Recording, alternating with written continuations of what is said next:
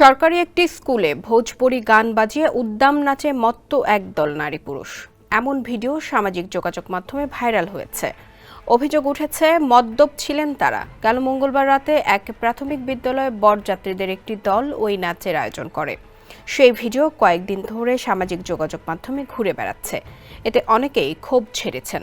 ভিডিওতে দেখা যায় ভোজপুরি গানে অন্তত 4 জন নারী নাচছেন। তাদের গায়ে রয়েছে খোলামেলা পোশাক। নারীদের সঙ্গে কয়েকজন পুরুষকেও অংশ নিতে দেখা যায়। স্কুলে এ ধরনের আয়োজনের সুযোগ দেওয়ায় ক্ষোভ জানিয়েছেন স্থানীয়রা। তারা বলছেন, এমন নাচের আসর বসালে শিক্ষার্থীদের মধ্যে বিরূপ প্রভাব পড়বে। অনেকে ব্যক্তিগতভাবে থানা শিক্ষা দপ্তরে অভিযোগ করেছেন। পুলিশ জানিয়েছেন, স্থানীয় থানা থেকে কোনো অনুমতি নেওয়া হয়নি।